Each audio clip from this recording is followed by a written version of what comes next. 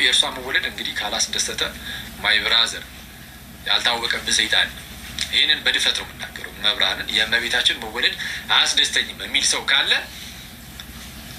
ድብቅ ድብቅ አይደለም፣ ይሄ ግልጥ የሆነ በጣም አደገኛ አጋንንታዊ ነገር እና የእመቤታችን መወለድ በእውነት ያስደስተናል። በእውነት አክቹዋሊ እንኳን የእመቤታችንና የኔ መወለድ ያስደስታል። የኔ መወለድ ብዙ አያስደስትም፣ ግን እሺ ለእናታችን ለአባቶቻችን ብቻ ለቤተሰቦቻችን ያስደስታል። እና ግን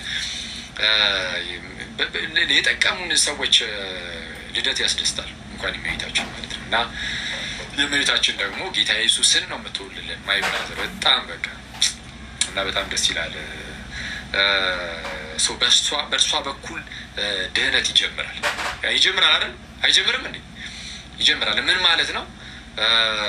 ምንድን ነው? እግዚአብሔር እመቤታችንን በአንድም በሌላ መንገድ ይፈውሳታል ዘንድ በእርሷ በኩል ደግሞ ሕይወት ሆኖ ከእርሷ ስጋ ነስቶ ይመጣል።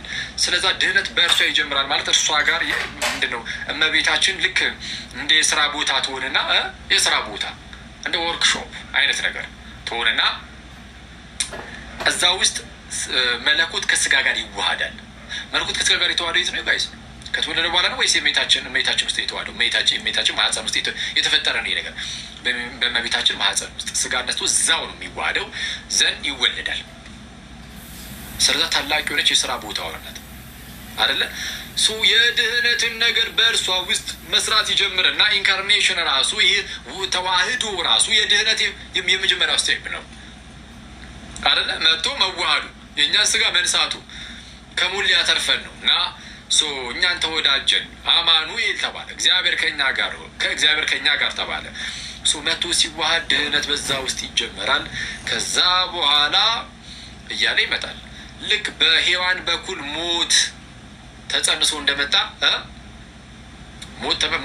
ሞት በሔዋን በኩል ልክ እንደመጣ ማን ነው ቅዱስ ዮሐንስ እንዴት መሰላችሁ የሚያነጻጽረው?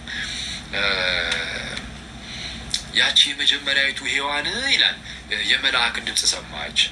ግን ያ መልአክን የወደቀ መልአክ፣ ስለዚህ የሰይጣንን ድምፅ ነው የሰማችው። ይችኛዋ ሔዋንም አዲሱ ሔዋን ቅድስት ድንግል ማለት ነው የመልአኩን ድምፅ ሰማች። ግን ሰይጣናዊ የሆነ መልአክ አይደለም፣ የወደቀ መልአክ አይደለም። ይህ ቅዱስ የሆነ መልአክ ነው። አሁን ልዩነታቸውን ተመልክቱ። ያችኛዋ ሔዋን የሰይጣንን ድምፅ ሰምታ አሜን ብላ ተቀበለች። ከዛ በኋላ ከእግዚአብሔር ራቀች አይደለም? አዎ ነው፣ ራቀች ከእግዚአብሔር፣ ወይም ከዛ ክብር ወረደች፣ ወደቀች። መውደቋ ብቻ አይደለም፣ በሔዋን በኩል ሞት ገባና ወደ ዓለም ሁሉ እኛ ራሳችን ሙታን በእርሷ በኩል አይደለም። እርሷ ለእግዚአብሔር እምቢ በማለቷ የሙታን እናቱ ነች።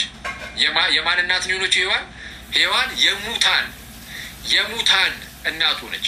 እመቤታችን ጋር ደግሞ እንዳልኳችሁ መልአክ መጣ፣ የመልአኩ ድምፅ ሰማች። የመልአኩ ድምፅ ከእግዚአብሔር ከራሱ ነው እና የእግዚአብሔር የሆነውን ከመልአኩ የሆነውን እመቤታችን በእምነት ተቀበለች።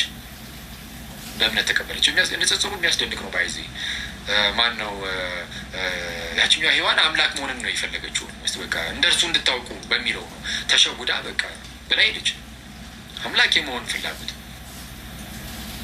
እመቤታችን የአምላክ እናት የጌታ እናት ትሆኛለች ስትባል በእምነት ተቀበላ። ግን ምን ብትል ጥሩ ነው? አስቡት። የአምላክ እናት ሆንኩ በቃ እኔም አምላክ ነኝ እንደዛ ትላለች ብለን እንጠብቃለን ጋይስ? በፍጹም። በእምነት የእርሱ ንግግር ተቀበለችና ምን ብትል ጥሩ ነው? እነሆኝ የጌታ እናቱ እራሷ አላለችም። አረ ነች እኮ የጌታ እናት ብትል የሚከለክላት አለ? ራሷን የጌታ እናት ነኝ ብትል እንደ የሚከለክላት እኮ የለም። እውነታ እኮ ነው። የጌታ እኮ እናት ናት። ሌሎች እኮ በመንፈስ እየተሞሉ የጌታ እናት ብለዋታል እኮ፣ ያውም እየጮሁ ያሏታል በመጽሐፍ ቅዱስ ላይ እነ ቅድስት ኤልሳቤጥ። እመቤታችን ምን ብትል ጥሩ ነው? እነሆኝ የጌታ ባሪያው። አረ በስመ አብ እመቤቴ፣ በስመ አብ ወላዲተ አምላክ። በጣም በቃ ትህትና ዝም ብላችሁ ሳሉት በጌታ ስም እርጋታዋ። ጌታ ኢየሱስን ከመውለዷ በፊት ራሱ ያላት ሁኔታ በጣም የሚደንቅ፣ ስትወልድ ያላት ክብር ጌታ ተለይቷል። ክብሯ ሌላ ታሪክ ይሆናል።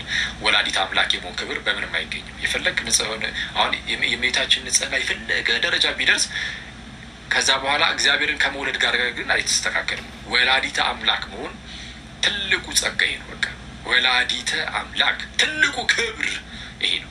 እንደዚህ ክብር በምንም አይገኝም። የእግዚአብሔር እናት መሆን፣ የአምላክ እናት መሆን በራስ አይቻልም። ይቻላል? አይቻልም። እግዚአብሔር እመቤታችንን መርጧታል፣ እናውቃለን። ከሴቶች መካከል የተለየች ከመሆኗ የተነሳ መርጧታል። ግን የእመቤታችን ንጽሕት በመሆኗ ያ ንጽሕና አምላክን ለመውለድ ብቃት ሰጥቷት ማለት ነው። በቃ በቂ ነው። የኔ ንጽሕና አምላክን ለመውለድ ብቃት ይሰጠኛል። እንደዛ እመቤታችን አትልም። ያው በእርግጠኛ አናስተምርም። ግን እግዚአብሔር ባወቀ ግን ያለውን ንጽሕናዋን አይቶ ግን በእርሱ ምሕረት በእርሱ